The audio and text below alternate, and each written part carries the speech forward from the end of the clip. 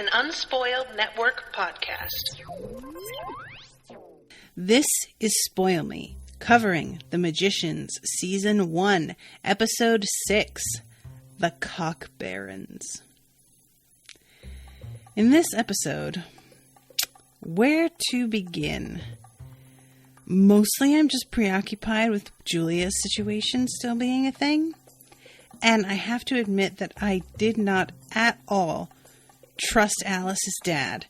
And I'm glad to find out that I was wrong. Kind of. Welcome to Spoil Me.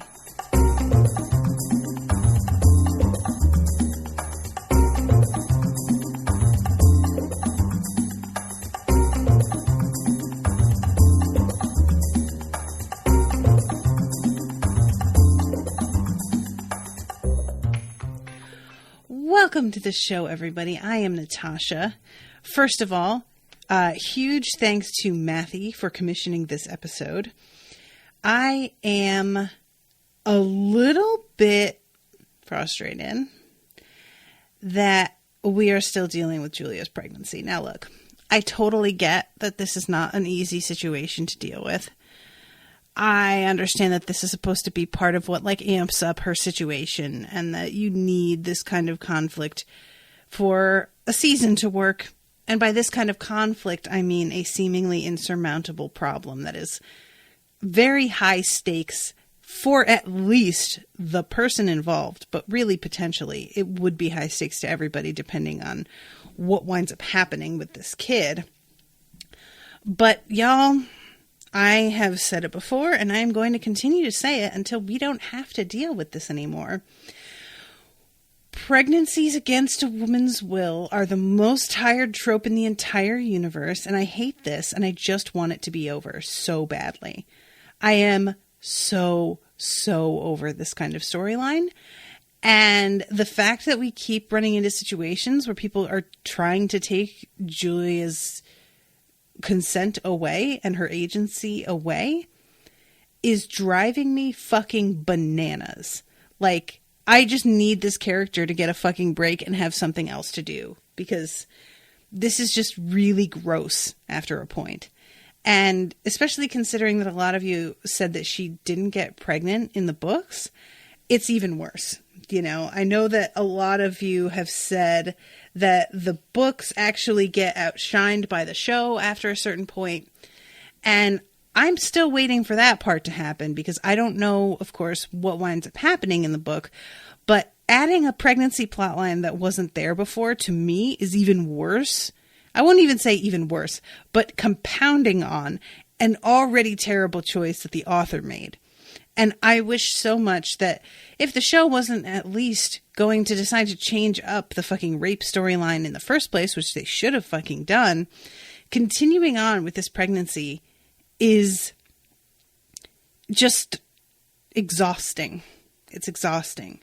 And I don't understand why they made this choice.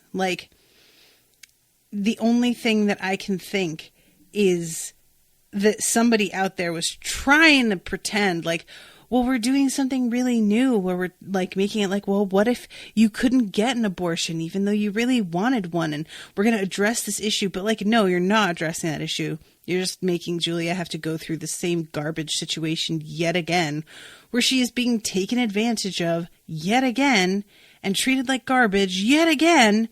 And oh my God, can Julia get a fucking break, please? So, you guys, this I was so hopeful when this episode started that we were really going to get some kind of solution.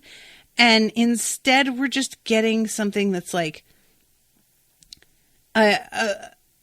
it's not only not a solution, but her escape wound up resulting in another woman having to face down with her rapist against her will.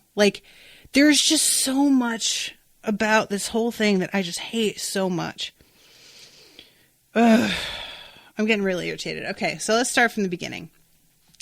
Because we open up with a pretty hilarious sequence of Quentin doing some sort of weird, as Elliot puts it, combination of Tai Chi and ballet. And it turns out that you have to do something really like personal in order to summon a niffin. And so he's doing something that he used to do as a joke for Alice in order to make her laugh when she was in a bad mood. And I love the fact that, like, he doesn't explain what he's doing beforehand to Elliot and Margot. And they are watching him like, what the fuck? And when he explains, Margot is just like, oh my God, that hurt my heart a little. And he like tells her to shut up. And she says, I was being sincere, which I love that she is so frequently an unapologetic bitch that she has to like clarify that she means it when she says something sincerely. Because I have fallen into that camp a couple times myself. Most of the time I don't have to explain, and it's pretty obvious when I'm being sincere and not. But hashtag relatable. So this does not actually work. And he's getting really frustrated and sad by it. Apparently he's been doing this for like an hour. And they finally have to talk to him and be like, dude, look, you are very tired. You are putting all of your energy into this thing. Obviously, this is not the thing. If she were a niffin, she would be here by now. But you can't summon her because she's gone. And he says, it's just that I saw her and it was so real.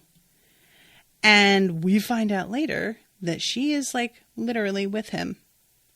I don't know what that means or what that looks like, but yikes. And Elliot tells him, look, we have so much going on in this kingdom that we need your help with. Please, dude. I understand that this is important to you. I respect that. We let you have this try here. But, like, can you kind of get with it and, like, help us with problems that are affecting other people right now rather than just, like, focusing on your dead girlfriend? He doesn't say it in those kinds of words. He's much kinder and more compassionate than I was just there. But that really is what it boils down to. It's just like, hey, you know, we've got some actual problems and we need to deal with that.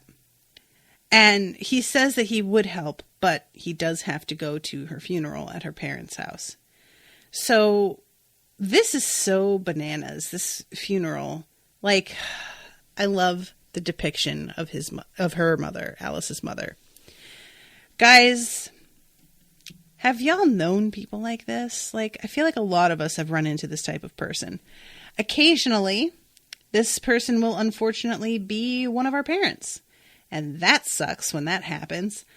But I have met this person. Thankfully, they have not been one of my parents, but they have been close to me. And the clockwork with which they have turned an issue that is not about them into an issue about them is startling because it is so predictable. And it is incredibly frustrating to watch because it's so obvious to literally everyone around them that you just want somebody to stand up and just say, what the fuck are you doing? This isn't about you. Because you can tell everyone around you is thinking it. But when somebody has this kind of like weird self-delusion, it's almost like a magical spell and nobody wants to break it and nobody wants to be the one to like stand up and be like, hey, what the fuck are you doing? Because they all sort of like, it's almost like the person who is making it all about themselves is making everyone else start to believe that maybe it is about them, you know, or at least it's enough about them that you feel like it's inappropriate to say something when you are maybe not the center of the situation. So in this example, Alice's mother is making Alice's death all about her, but there isn't anyone else other than Alice's father who is close enough to the center of this situation at the moment to be able to stand up and be like, what the fuck are you doing? Right? So later on, Quentin winds up being a center of what's happening because of this like ritual that they're trying to do. But in the moment here, when he first arrives, it would not be appropriate for him to say anything. And no, it's not really appropriate for anybody else to say anything either. You know, she just has that one friend who's trying to be supportive. And of course, like, she lost a daughter, and whether or not it's, quote, all about her, it's at least more about her than it is about anyone else. So to a degree, you have to be like, as her friend, well, I know that she is going through a really horrific thing right now. And maybe she'll look back on the way she was talking here and be embarrassed about it later, or feel like she wants to take some of it back. But for right now, I am just going to let her work through this, because this is obviously something that, like, she's still coping with. But yeah, she is tough to watch here. Yeah, she says, Daniel reconfigured the entire house, and still, everywhere I look, I see something that Alice touched. And it's weird because when she says it, it starts off sounding as if she's about to be, like, really sweet. Like, she's just like, she's really touched all of our lives. I can't believe that she's gone when she has left her mark so indelibly on all of us. No. It turns into, my children loved me. I was a good mother. So much better than my mother. What have I done to deserve this? Now look, this bitch just lost her daughter and she had already lost her son. I'm not mad at her for saying, what did I do to deserve this? It's just the tone in which it is said and the emotion behind it does not feel like, it doesn't feel like the deep grief. It feels like a weird performance. And that's the part I have a hard time with, because when you try and be like, well, the way they said it wasn't right, people express the way they feel and their grief in totally different ways. Like, I've talked before about how at my father's funeral, I was laughing a lot of the time because I was telling stories about him to people. And laughter is a way that I cope with having difficult emotions. So anybody who looked at me in that funeral and saw me, like, laughing with my friends would be like, oh, she doesn't give a fuck. But I deeply fucking cared. It was just that I was in a huge room filled with, like, 300 strangers, and I didn't feel like fucking losing it in front of everybody.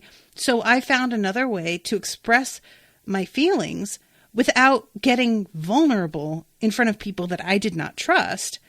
And for all I know, that could be exactly what Alice's mother is doing also. So, I have this, like, gut reaction to her in this moment, but I also recognize that it's not fair. Everybody just has their way of dealing with things. And the only reason that I feel like maybe it's a little bit valid with her is that we've seen the way she has been at other points in the show where she's been a certain way to begin with. And that her attitude here is just kind of a continuing of that sort of attitude. Huggabug says, my aunt is this person. When she didn't come to her mother's funeral because she was making it too much about her, the rest of the family finally confronted her about it because we'd had enough. Ooh, yikes. Yeah, that's like coming to, like, I don't know, what it is like with siblings too when you lose a parent. Like, I have a half brother, but we were very apart from one another. It's just not, we were not close, and he is not somebody that I'm, like, in communication with a lot. But that is another thing. It's like making it all about you when you have siblings who are also going through the thing, but you sort of, like, discount what they're experiencing as well. Anyway, Quentin winds up walking away because he's, like, so disgusted with this whole kind of show. And he is sitting off to the side away from everybody, and he hears somebody crying. And it's a really weird moment because, like, I don't know what kind of screen y'all watch this on, but you hear a, like, whimpering crying sound, and the camera turns and he says, hello. And I couldn't see Alice's silhouette at all. Like, she was not showing up for me. Apparently, like, my black point on my TV is not very good. So when she backs up and like looks at him, it was extremely alarming to me. And she winds up leading him to her father's study and gives him the combination for the lock, this electrical lock. And he goes inside and finds this book, and he is interrupted by her father coming in. And her father isn't even like angry. He's just like, how'd you get in here even? And Quentin explains to him that he has been seeing her and that she popped in and gave him the combo so that he could get inside. And he says, Alice called me a couple months ago about some ghost children trapped in an estate in England. And I was delighted to help. I got a hold of this, planned to give it to her when she had the time to visit. But then, and he just stops and like really significantly looks at Quentin and then says, well, anyway, you see, the ancients had many ways of dealing with ghosts out of necessity back then. Alice's ka, her soul, is not at rest, but it can be. Now, one ancient civilization that really mastered the whole getting one's soul to rest thing, the Egyptians. And Quentin is like, are you saying Alice wants us to build? And he's like, oh yeah, we got to build her a pyramid. And you just see Quentin's face like, what? And here's the thing. And this might still be valid. I gotta say, when he takes the book out of Quentin's hands and walks away from him and doesn't really like tell him what was in the book or let him read it for himself, I got pretty suspicious about whether or not he was being honest with Quentin about all of this. I don't know. I don't know, but for the sake of argument for now, let's say that he is. So they have this little chat, and this leads to like this weird ritual that comes up a little bit later on. And then we go to Julia and Katie, and they are talking about all of the kind of natural phenomenon that she has been looking into, and their timing, because they are trying to apparently triangulate a spot where the banishing I almost said the banishing for Ragnar, because it's the name of the dude from Vikings, Reynard, took place. So, there were hurricanes, there was earthquakes, something rippled down the entire hemisphere. If you follow the chain reaction back to its source, Hoboken, New Jersey? Nothing ever starts in Hoboken, New Jersey. To which Julia's like, listen, I don't know what to tell you, but it did. There was an entire industrial park that burned to the ground. No one could explain what caused it or why it left one single building standing untouched with a perfect circle of burn around it. So this leads them to discovering this spot and using the scrapings from the floor kind of as like a DNA trace, which they follow to this woman's house. Now, I say they, but really it turns out to be Julia that goes by herself. It's a weird situation, y'all.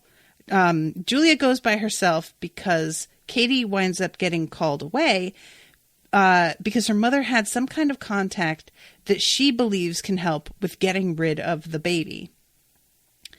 So Julia continues on by herself, and she thinks that she's being stealthy following this woman, but that lady comes right up to her window and asks her, why did you follow me? And we see her unloading a ton of cat litter out of the car. First fucking clue. I have to be honest with y'all. I thought that this cat litter situation was definitely going to be for the baby. I didn't know what else to think. Or maybe she was going to wind up being a cat person. Who the fuck knows? But yeah, Julia tells her the truth.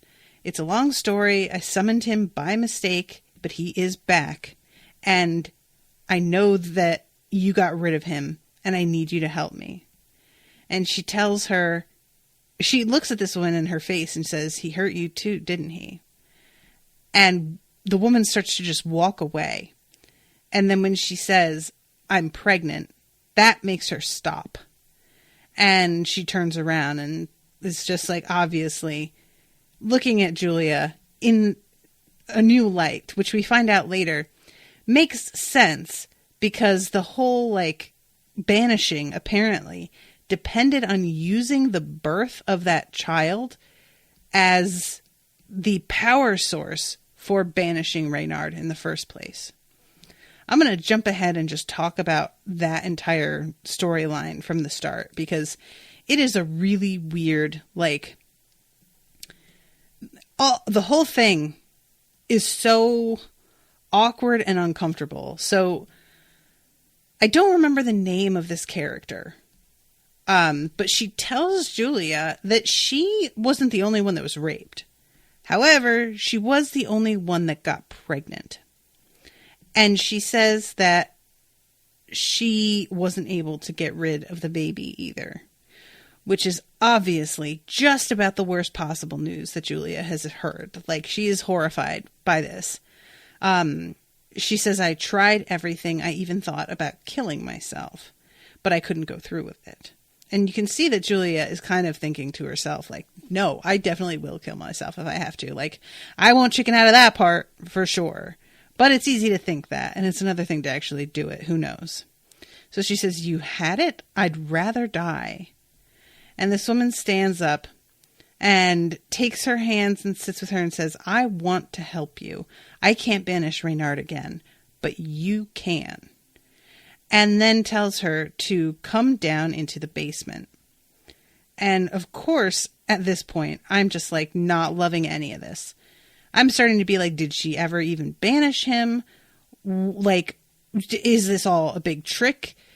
Can Reynard shape change? Is this woman Reynard and like fucking with her? I had like a million different theories all running around in my head. But the main idea was that this woman is not here to help you. And when we see her expression as she leads Julia down into the basement, I mean, she has too much of a smile on her face. And Julia sees the storage area with tons of cat litter and asks where her cat is. And she says, oh, he's around here somewhere, with this like knowing laugh. And I was just so creeped out by this whole thing. So Julia winds up leaving some sort of mark on the wall outside of the basement door. And that is what evidently leads Katie to coming to find her a little bit later on. So thankfully she had some damn foresight. Not quite enough though, because she really should have had some sort of protective magic on herself to keep herself from getting knocked in the back of the head, which is what winds up happening. So yeah, she bashes her with a fucking baseball bat. Julia goes down and then winds up waking up a while later, all tied up. And there is this thing in the corner of the room in a big kiddie pool full of cat litter. And it is the creepiest. Now, I, of course, assumed that this dude was the baby, all growed up. It didn't make a lot of sense to me because Reynard is, you know, like, for all intents and purposes, very human-like. And this baby being this way, I was like, there's no reason that Reynard would be trying to impregnate women if they're going to have children by him that don't seem to like be able to function in the world in any sort of capacity without help, and that he would let them keep the baby and raise it on their own. Like, I would think that he would come and try and track them down because he is trying to like propagate his line, and that he would want to sort of take custody. after a while to raise them in his own image and to take on whatever the fuck, like, I don't know. But that's not necessarily true. There are plenty of gods out in the world who, and by out in the world, I mean like in mythologies, that wound up impregnating people and they never gave a shit about their offspring. They wound up like, if that offspring went on to do particularly amazing things, they would start to take notice. But the child was not the objective. So I had this like idea in my head that Reynard was going to come for the baby if Julia had it. And then once I started to think about it, I was like, I guess that's not necessarily true at all. Who knows? So at this point, this lady is telling Julia, I know that you hate this, but you are going to have this baby. I know how fucking horrifying that is. But the demigod inside you is a tiny nuclear reactor, and you have one chance to harness that power when you give birth. And Julia says, then I don't want that power. And she says, yes, you do, because that's the only way you're going to banish Reynard. That's how I did it, and that's how you're going to do it. And Julia, of course, is absolutely flipping out. And this woman says, it is not your choice anymore. And she takes her phone and bashes it with a baseball bat also. Again, guys, I hate this. It is literally her choice being taken away in dialogue. We already know that that's what's happening. But Jesus fucking Christ. And sorry, guys, Huggabug says, well, Reynard is possessing Richard's body, so who knows what he really looks like. Yeah, it's not really about the looks, though. It's about the way that he can act like a person. Whereas whatever it is that's chained up in this basement does not seem like it could be capable of acting like a person. I don't know whether it could or not. I have no idea really what it's about. But from what I've seen so far, it doesn't seem like that's part of its repertoire of behaviors. But we shall see. So we go to Katie, who is talking to a Hebrew woman. She says she's giving her information and says they may be able to help your friend with her problem, but I would never ever do business with them if I had a choice. Be careful with people like this, Maminka. You don't want to wind up like your mother. And I really am dying to know what this is about. I can't wait to meet these people, whoever she's talking about. So Katie tries to call Julia and it goes straight to voicemail, and she immediately knows that this is bad news. And it turns out that the house that Julia is being kept in is highly warded. So it is not going to be easy for her to get inside. There's going to be a delay like there was last time.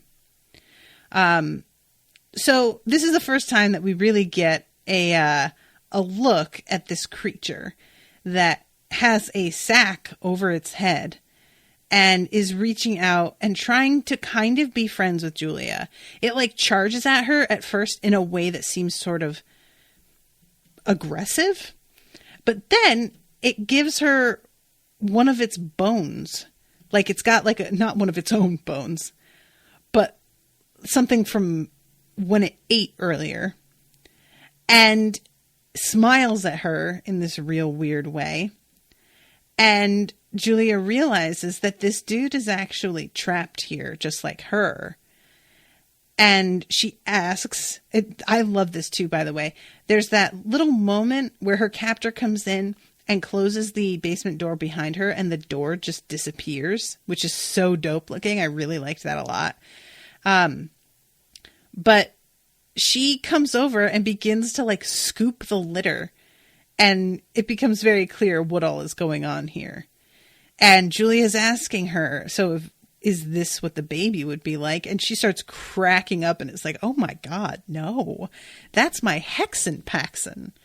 And she's like, what? And she says, yeah, I caught it. It smells terrible, but just imagine what it's giving off magically. Not even a trickster can find us. We're invisible while we're near him. Do have to occasionally stock up on food and kitty litter, though. And I am absolutely flummoxed. I do not know what a hexapaxin is. I do not understand why it's emitting magical energy that keeps Reynard from finding them or how that works. You would think that emitting magical energy that's like really high level would, if anything, draw magical stuff to you and make you more noticeable, but evidently not. There is just a lot about this that I don't understand. And she explains that the baby she raised to not know who he really is or what his abilities are.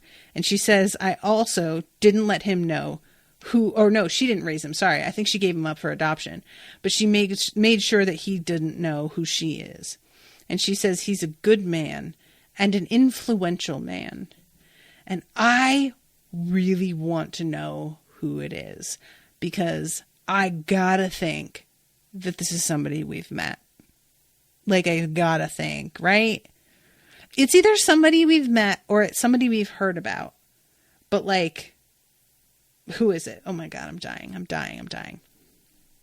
So, Katie, meanwhile, is at the front door and breaking in. Bless her. Because I really thought that was going to be a lot harder than it was. But it seemed like it wasn't too terrible to get into the house itself. It's just the figuring out where exactly Julia is being hidden that's tricky. And she is able to track down, based on the spell that Julia left, the dead end at the end of the hall is actually a door. So she busts that door right out. She comes in and tries to use her magic on this woman who says, your magic is no good here, with a total assurance that Katie isn't going to be able to do shit, and starts to take a swing at her with the bat, and Katie just decks her in the fucking face because she's a boss. And that lady goes down like a sack of wet cement. It is great. So it turns out, and I didn't even think of this, and thank you, Julia, for having presence of mind that I did not have, because I definitely would have just gotten up and run the fuck out of there. She's like, oh, no. You're going to help me get out of here. Of course, obviously. Thank you for rescuing me, et cetera, et cetera. But we are also taking that dude with us because he is going to help keep us hidden. Which, like I said, very good thinking, Julia. Appreciate you, because I know that I would have gotten out of the house and thought of that like a few minutes too late. They would have been like fleeing and 2 blocks down, and I would have been like, oh shit, we should have taken him with us. And that's quite apart from like the obvious, I don't want to use the word crime, but it's definitely immoral. This woman keeping him locked up like this seems pretty terrible, whatever this creature is. Saving him is just morally the right thing to do. But I would have been afraid to mess with that, to be honest, because I don't know what this creature is, or if it does have some sort of like strange loyalty to this woman and it would have fought me or tried to like hurt Katie in response to the fact that Katie hurt her, like, you know, the way that a dog has loyalty to its owner, basically. You try to attack its owner and it's going to come after you. Like, I might have been afraid to deal with that with this guy. But no, Julia comes up with a really good idea here. So they wind up running off, and that is the end of that storyline. So let's back it up and let's talk about what is going on in the kingdom of Fillory. Fillory is getting put on blast. First, there's a moment where Fen is trying to explain to Elliot that her ex is that guy, or she says when he calls the kid her ex, she tries to be like, no, he's not my ex. It wasn't like that. We were close, but it wasn't like that. And I have to kind of like side eye Fen for that. I'm like, girl, come on. He's an ex. Like, look at the two of you and the way that you talk with each other. It's just, obviously, you may or may not have put that label on it, but that's like clearly the place that he occupies in your little social cabinet there. And she's trying to explain this to Elliot, and they wind up getting interrupted by Penny showing up. And I love the whole interaction. Elliot tries to like say something to Penny about the loss of Alice, and Penny does not want to have this conversation with him about her. And all he wants to know is where in the royal gardens there is this particular moss, because if they find that, he can probably fix his hands. And I love when Elliot says, I would show you to the royal botanist, but he got eaten on the job. And Penny sort of laughs and is like, eaten by what? A plant? And he's saying it and he's like laughing. And Elliot gives him this look, and Penny sobers right up and just says, I fucking hate this place.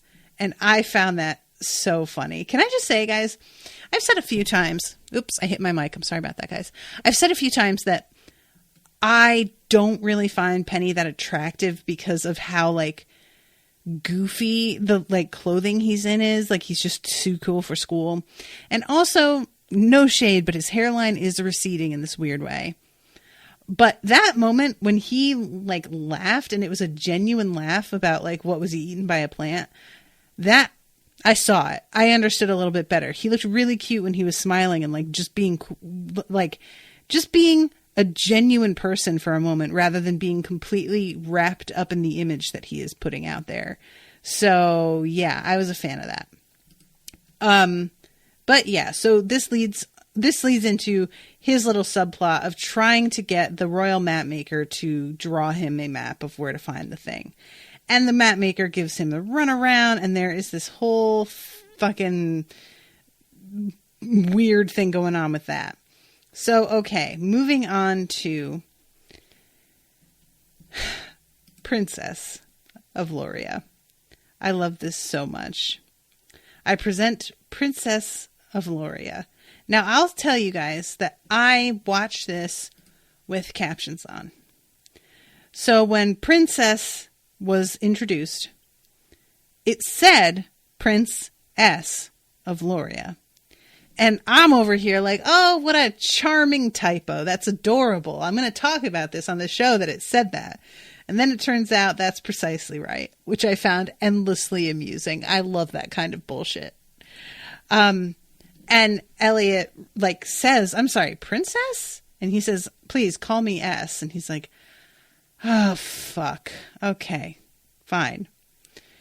So this dude says, we've got a problem. And then immediately launches in with, you've been fucking shit up for over half a century. And Elliot leans over to his advisor and is like, they talk like this in Loria? And he says the prince speaks fluent Earth. Apparently his mother is from Cincinnati. And he's like, yeah. So, yeah, he's listing off all of the shit that has gone wrong. And talking about the beast getting to the wellspring and the fact that they let like one of the gods take a dump in it, and how Loria depends on the wellspring's tributaries, yada, yada, yada, yada, yada. And in the end, it comes down to the fact that he wants to create a treaty between the two kingdoms, a 50-50 split of the wellspring, and to seal the alliance, I would offer my hand in marriage to the Virgin Queen Margot. Can I just tell y'all that I love the fact that Margot reacts to being called a virgin the way that like a teenage boy would react to being called a virgin. Like, except if the teenage boy actually were sexually active. Like, she is so offended and just like, did he just say that about me? I love her so much. Also, her outfits have just been getting more and more dope. And I am just so here for all of this gold lace that she's working. It's the best. So Elliot tries to be diplomatic and is like, we'll consider your generous offer. And Margot stands up and is like, yeah, no, the fuck we won't. I am not a sharer. So why don't you walk yourself and your unironic furs out of my castle? And S smirks and says, Ilario. And this weirdo dude with a wand shows up and does this spell. And it looks for a moment, of course, like they have completely moved the castle somewhere else. And it turns out, in the end, that that is not, in fact, what happened. It was all a huge illusion, and they are exactly where they had been. Which feels like it makes more sense than anything. You're going to want to have an illusion, right?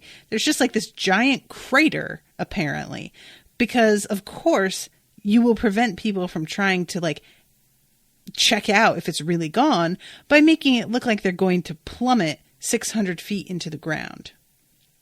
So this map maker that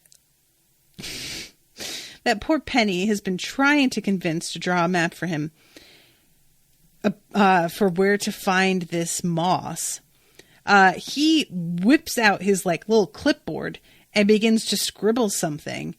And Penny is like, "Are you fucking kidding me? The castle is full of people and you're just drawing a map?" And this map maker is like, there's not an accurate map of this entire place now since the castle's gone, so I've got to make one. And Penny, who tries to step forward, hits something, and there's this weird sort of ripple effect. And he says this shit is radioactive. And like, it doesn't even occur to him that maybe that ripple means that there is something still there, that he's running up against an illusion spell. He winds up figuring it out later, but I really would have thought that would have been a giveaway. Apparently not.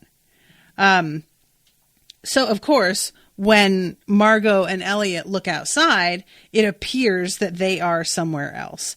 And it is so funny because it's just like all of these rock formations out there that look like dicks. And Margot winds up saying something about, like, with a bunch of dicks. It's when she's talking to Penny about where she is, he comes into her dream because she has a nightmare about coming to class and there is a quiz and she has not studied and she's naked. Just the classics, right? And I love the fact that Margot is having these very, like, kind of ordinary anxiety dreams, because given who she is and what we've seen of her, you would think that she would have much more, like, original dreams. But she's worried about the same stuff as all of us. So, yeah, when she tries to explain to Penny what the rock formations are like, he's like, all right, well, I'll talk to the map maker and try and figure out where y'all are. But, you know, that doesn't wind up being necessary or relevant in the end because they have not moved anywhere. So then we have the weird confrontation between S and Margot. Now, Margot has a talk with Elliot about how she's definitely not going to fucking marry this dude. And Elliot kind of takes the understandable position of, oh, really? Because I definitely married somebody that I wasn't interested in for the greater good, because that was literally my job and the way to, like, work things out for everybody. I wasn't excited about it, and you know that I'm not even into pussy. Like, I will fuck a woman here and there out of just general curiosity, but this is not what I like, and I was willing to set that aside because of what everyone needed. So it's weird how you're acting like this is just too much to ask, but when it was my turn, that was just something that we all expected. And she then rightfully comes back at him as like, first of all,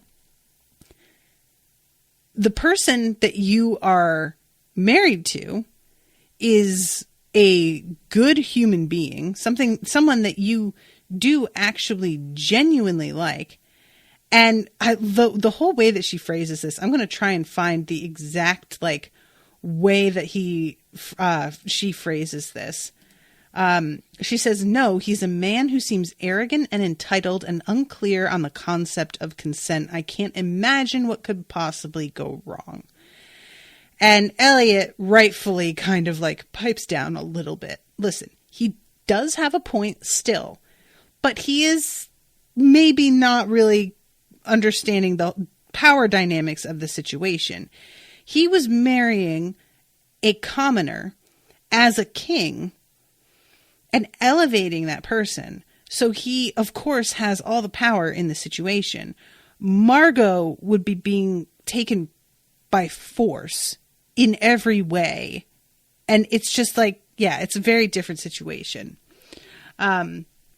So she winds up going and talking to S, and it's really weird because it turns into this sort of like fuck off where he keeps on talking. Like, she at first is like, what about if I just let you fuck me? And he's like, no, marriage, the end. That's how this works. And then she says, all right, look, I'm going to tell you how marriage works where I come from. And he says, oh, spare me. I know how marriage works where you come from. My mom had me shipped off to Exeter. I had a dorm full of future senators convinced I was an exchange student from Iceland. Point is, I get it. I'm shockingly progressive for a Lorien. When I get married, I'd still let you speak in public. And she just yells at him at this point.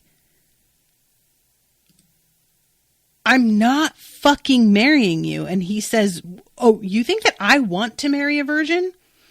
Guys, I love this. This is such a weird topsy-turvy, like, you know, normally in this sort of thing, a woman being a virgin is considered a plus. That is a way to guarantee that your offspring are your own offspring, according to men. Whatever, it's not really, but it's fine. And, of course, it maintains another power dynamic in that a woman with no experience does not know what she wants from sex and therefore cannot demand anything of her partner. However, this being like his hang up that he's not interested in marrying a virgin and he's like horrified at having to take one for the team in this way. She looks at her and she's like, I am not a virgin. And he laughs and it's just like, look, even if you're not, Lorians are really, really good in bed. So I'm sorry, but you're a virgin to me. And she starts to do a teasing thing. And gets up in his face and says that she can bang circles around your little Lorien hose. A very smart, very liberated woman. And when I set my mind to something, I master it. And she's like an inch away from him at this point. And he says, what have you mastered? Never touching a man? And she says, touching? Not touching? And then grabs him and is like, I'm good at both. Oh, do you want me to stop? And he shakes his head a little and she says, say it or I'll stop. And I really enjoyed this, but my criticism is that she gave in a little too quick because she tells him to beg and he just says, oh, I like you. And then they start making out. She should not have done it. She should have just been like, oh, I bet you would like me. And then just walked away. She should have like drawn that out a little bit more.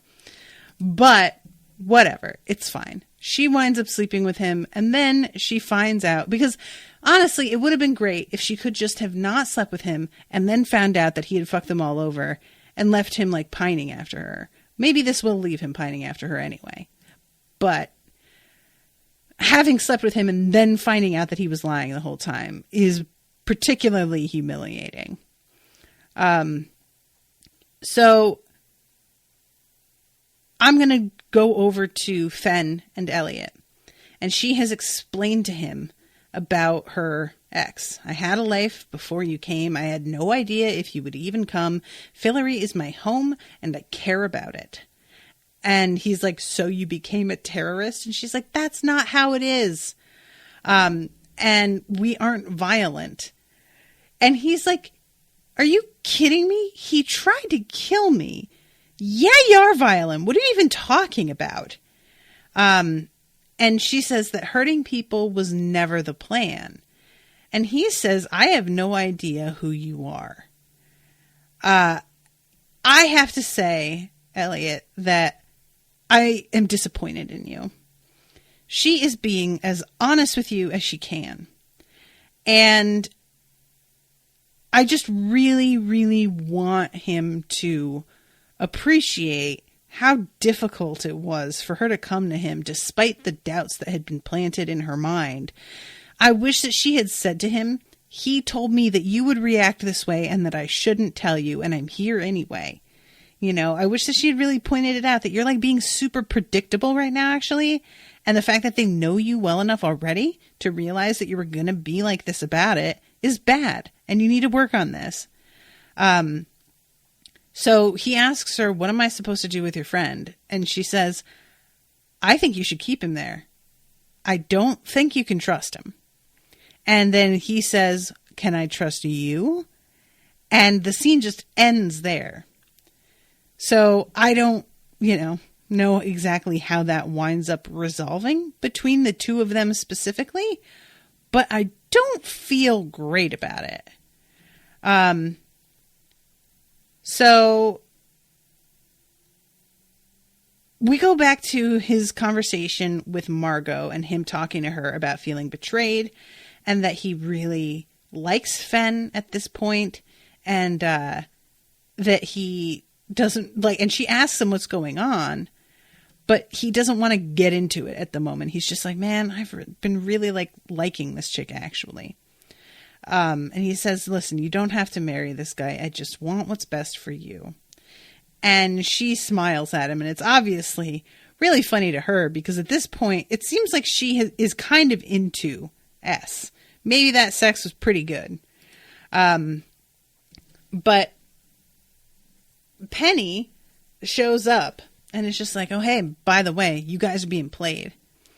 And so she makes it a condition upon marriage that she will need a tour of S's entire kingdom before she will marry him. And he's like, no. Marriage first and then a tour. And she smirks and turns around and does some magic to undo the illusion, just as the map maker has finished his map. And then the entire castle reappears. I love this. He throws down all of his shit and it's just like, God damn it, this is the worst day of my life. And Penny shows up and is like, I know, right? This is crazy. And he's in mid-sentence about being like, so will you please make me that? And then he looks down and sees that there is a map already made. And is like, wait a second, you drew it. And the map maker says, yes, I made an exception. And I love this because honestly, everybody has been such an asshole to Penny from start to finish. It's nice for anybody to have been nice to him at all. Like, Penny. I'm sorry, buddy. It's been rough. I know. So I'll be waiting to see what winds up happening with this moss. Margot yells in front of the entire castle at S.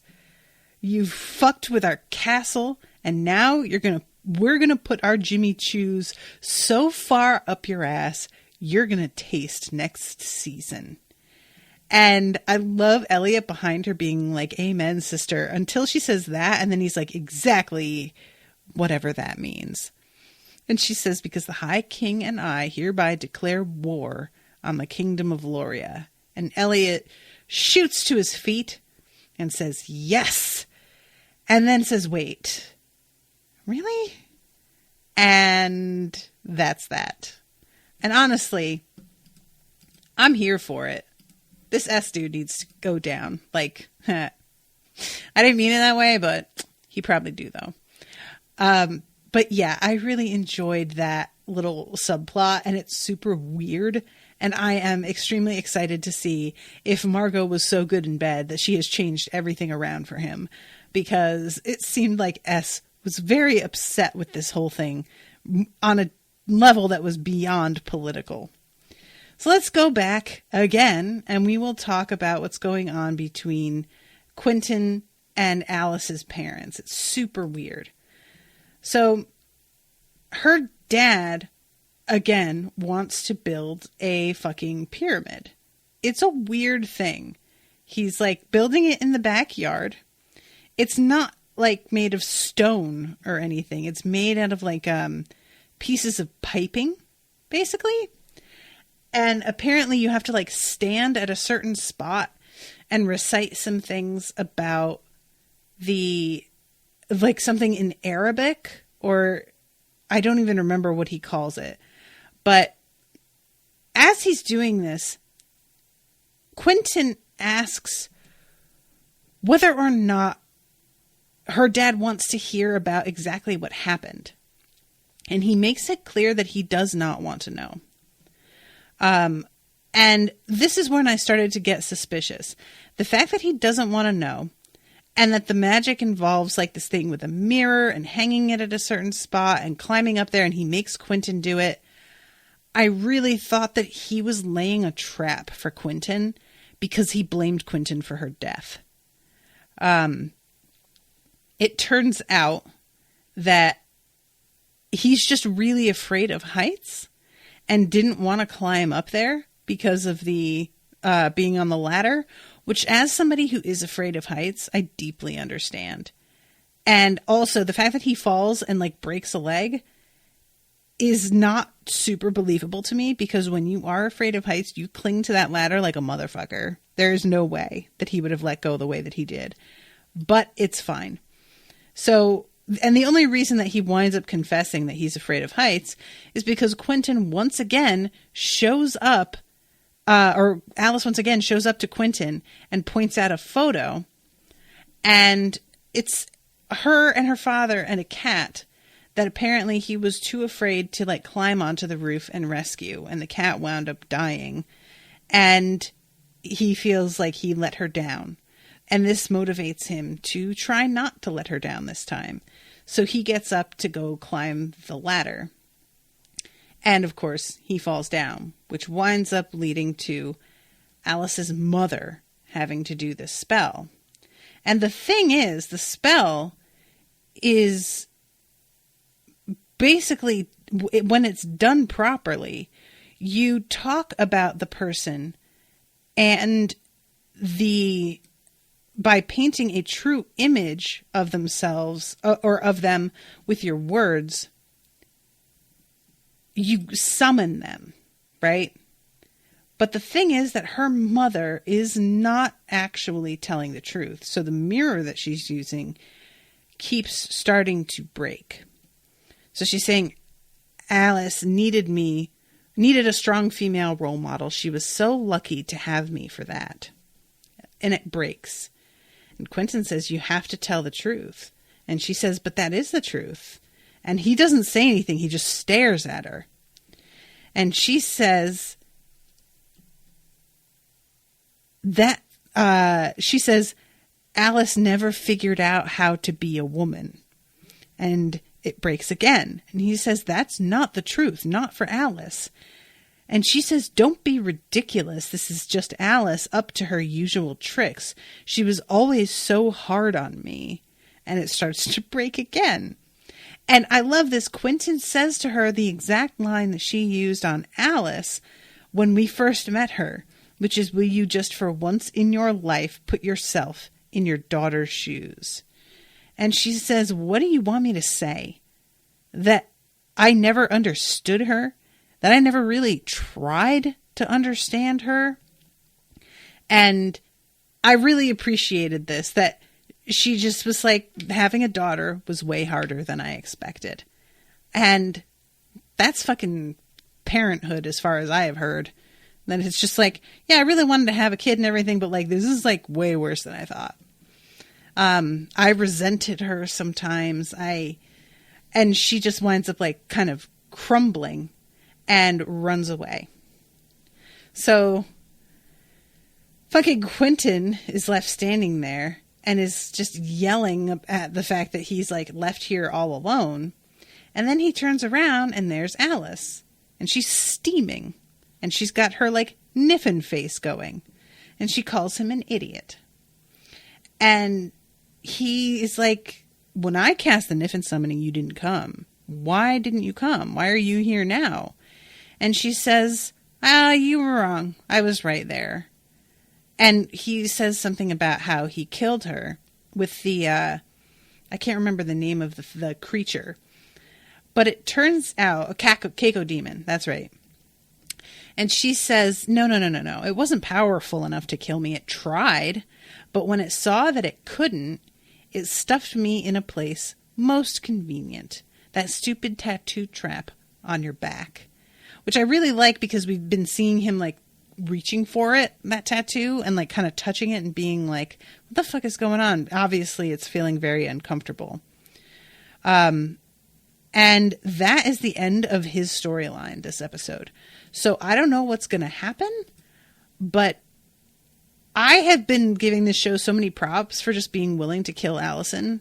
And if she winds up just coming back somehow, I am going to be very irritated. We'll see. But, like, really, what it comes down to is that nobody deserves Allison or Alice. She's just, like, she's so much stronger and better than everyone. And I feel like Quentin relied on her so much. And I want him to just kind of, like, learn how to get by and be a decent human being without her. And not be pinning all of his, like, he's just always so willing to point to relationships with women as, like, an issue. And I just want Quentin to, like, be something as a person outside of how he was with Julia or how he was with Alice. Does that make sense? Because it just feels like I don't know Quentin's personality beyond the fact that he's, like, really whiny a lot of the time and gets very irritated with people, sometimes totally deserved for sure, but that he's, like, extremely sensitive. And I just, like, I would like to like Quentin more, and I don't feel like Alice coming back is going to help me with that. But I guess we'll see. And of course, I had forgotten to mention, but I did mention this earlier. I just didn't really talk about the actual moment. But the woman that Julia escaped from winds up, like, you know, closing up her house and thinking that she really managed to get away from Reynard. But when she turns around, of course, he's already in the house. And it just ends with him sort of staring her down. And I am not looking forward to finding out what the fuck happened to her. But I hate this. I hate all of this so very much. Ugh. All right. Well, I'm going to wrap this up. But thank you guys so much for coming and hanging out with me and listening to this. And thank you to Mathy for commissioning this episode. I'll be seeing you all again shortly with the first episode of Dairy Girls. Yay. And until next time, toodaloo, motherfuckers.